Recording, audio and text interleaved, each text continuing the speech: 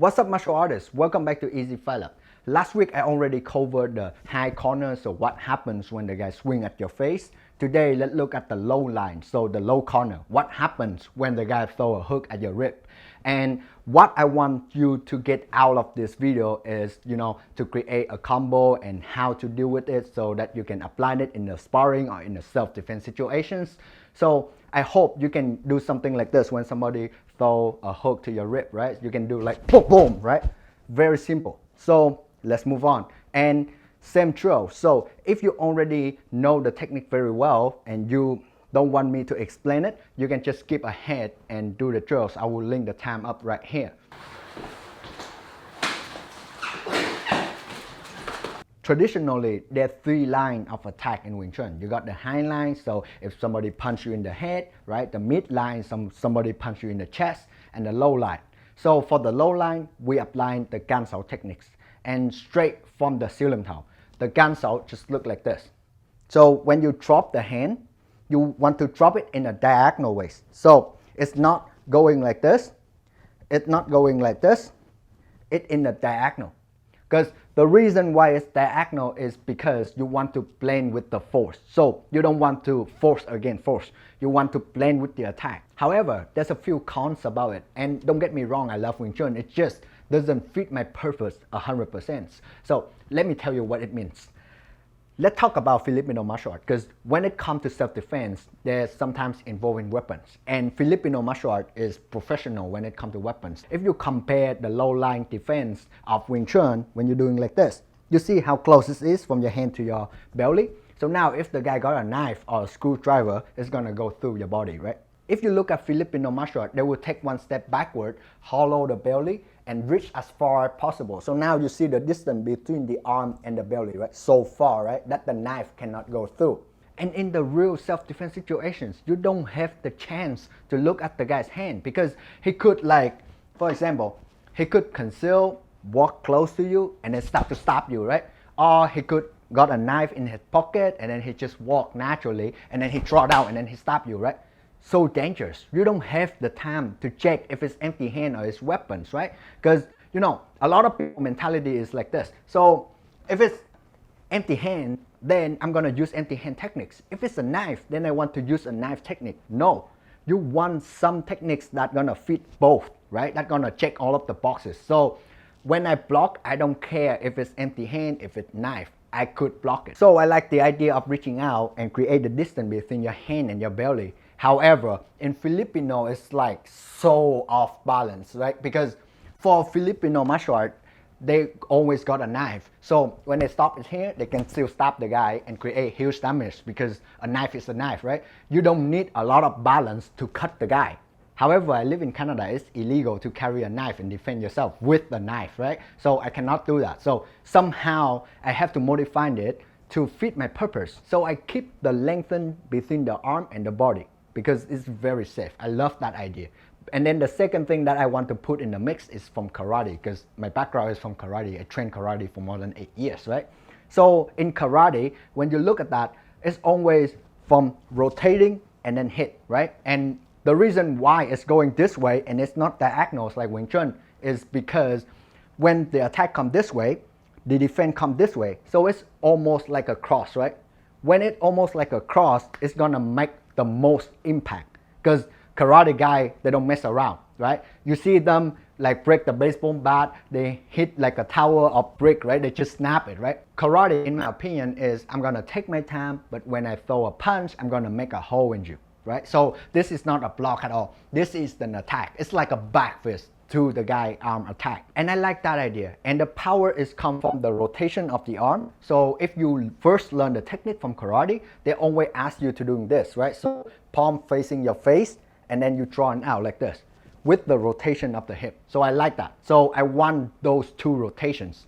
So that's gonna end up in I'm reaching forward and then I'm rotating my arm slightly and then I turn with my hip, boom, like this. So once you be able to do that, since you already rotate, let's throw in a punch, right? Classic Wing Chun, block and attack at the same time. So, boom, like this, right? When you throw a punch with the block together, it's gonna follow the hinge and the door theories. That will decrease the guy force significantly, and I already explained it in the last video, so if you haven't watched it, you better watch the full variations. From the Ganta, the follow-up traditionally is you started from the bottom position and then you punch the guy back, right? From the bottom, just raise the hand. It's shown in the Jamkyu form, right? From this part here, and then you just punch, right? This is a very sneaky punch. I like it. However, there's a big cons in this. So, assuming the guy throwing a hook like this, and then you punch him first. So you Ganta, and then you punch him, right? Here, so it's on the midline, so he stop it. And then the second punch, you also punch in the midline. So of course his hand is here. He's gonna be able to stop it, right? Because his hand is just right there. No matter how fast you are, his hand just right there, right? So you're just punching his guard, you're not punching his face, right? Compared to, let's say, if you Ganta here, and then you just lift your elbow like a bong sao, and then you rotate yourself. So now you got a hook, right? Boom, from the outside. So when you come in the outside like this, his hand is here, there's a big hole here. So, just adapt and play around with different angles, because in my opinion, one of the big problem of Wing Chun is they just stick to one angle. So it's all about the center line. And don't get me wrong, center line is great, I love it. But, like, if the opponent know how you're gonna attack, obviously it's so easy to defend themselves, right? Like Sun Tzu, the art of war. You know yourself, know the enemy, you won 100 battles. Not you let your enemies know all about you. Then now I guarantee you lose 1,000 battles. But it's all up to you guys. So that's why I give you so many choices, so that you can play around. You can, like pick up the thing that you like, the thing that fits you, so that you can, create your own combos. And the way I do it is from here, right? I just lift my elbow up, rotate it, so I don't draw the hand back. Draw the hand back is too slow, right? Right from here, I rotate and then turn. So in normal speed, it's gonna look like this. I'm still hurt my shoulder, so I'm not gonna go that fast, but boom, boom, right? So there's no gap, right? Because the hand is right there. So now, no more talking. Stand up and do the fucking drills. Okay, so fighting positions, right? You can either do the traditional gansao or you do the one that I do, so just like that, right? So we're gonna do 5 reps very slow, so you get the mechanics, okay? So 1, 2, 3, 4, 5. Okay, now we're gonna add the punch into it. So when you're doing this, you rotate yourself and then you punch. Okay, so 1, 2, 3, 4, 5, 6, 7, 8, 9, 10. Okay, great. So now let's do it 10, but with normal speed. So 1, 2, 3, 4, 5, 6, 7, 8, 9, 10. Okay, cool. Now the other hand, exactly the same thing. So now 1, 2, 3, 4, 5. Okay, now let's do the turn with the punch. So 1, 2, 3, 4, 5, 6, 7, 8, 9, 10. Okay, so now let's do a normal speed. So 10 reps fast. 1, 2, 3, 4, 5, 6, 7, 8, 9, 10. So now let's start with the setup. So you're gonna either do a chain punch, just like a high corner, right? So now I'm gonna swing at you low line, and then you have to read me, and then from your hand you have to throw a gansao, right? Because you want to break your own rhythm and be able to block when you see with the corner of your eyes, right? Like something like this, right? right? You need to be able to move regardless of what you're doing, basically. This drill, I take it from boxing and just make it a little bit dynamic, because back then we used to train like we squared up our body and then we read the opponent, right? But now I want you to punching, so that is a little bit harder. So I just want to pay the credit that where the drill I taken from. So ready? Let's go.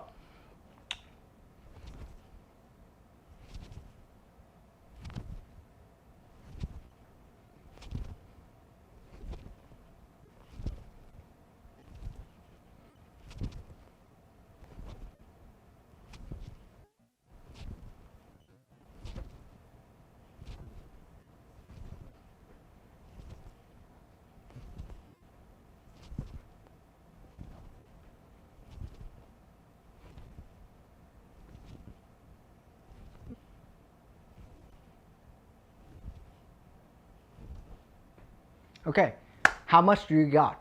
And just take some rest, like 30 seconds, and then we move on into the next drill.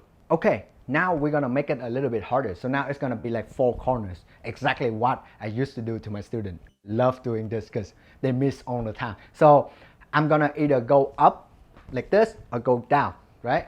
And try your best to read me, basically. It is a reflex drill, remember that. So forgive me if I attack you like this. Of course, in real life, nobody gonna attack you like this. But it's harder for you guys to do it because by this, I can like hide my motions a little bit more, right? Compared to if I try to hook you like this, right? So if you can stop me from doing like very hard to see techniques like this, then when I actually throw a hook and I rotate myself, it's a little bit easier for you guys. So let's go.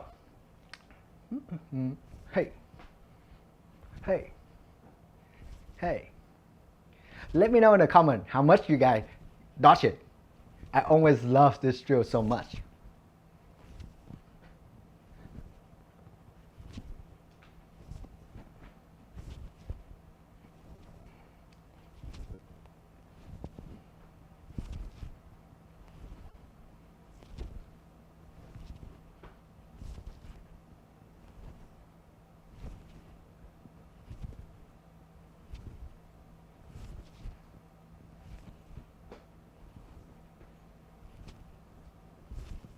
Nice. So how much you success? Let me know in the comment sections. And the next drill is a little bit harder. So this is how I play in my class as well. So my students usually play with just 1 corner and then 2 corner and then 4 corner and then now 4 corner at the straight punch, right? So ready? Oh, by the way, for the straight punch, I forget to explain. For the straight punch, then you do the first episode techniques. So you do a pata, boom, boom, right? Just basically bury and punch like in boxing. Very simple. So ready?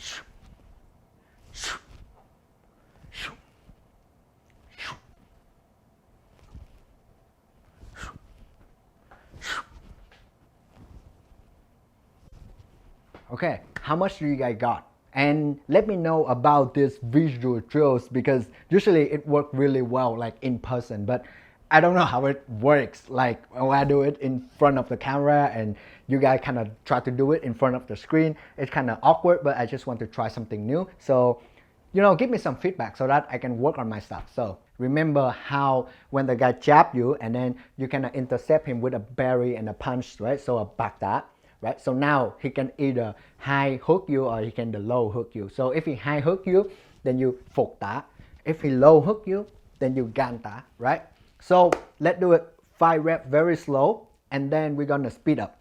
So back tá, gan tá. Remember, never do it on a straight line, right? Because the guy actually moves. So you try to be more dimensional, more dynamic. That's how it simulate the actual sparring or the actual real life situation. So, sorry, just talk too much. So, 1, 2, 1, 2, 1, 2, 1, 2, 1, 2, 1, 2. Okay, so let's do it normal speed. So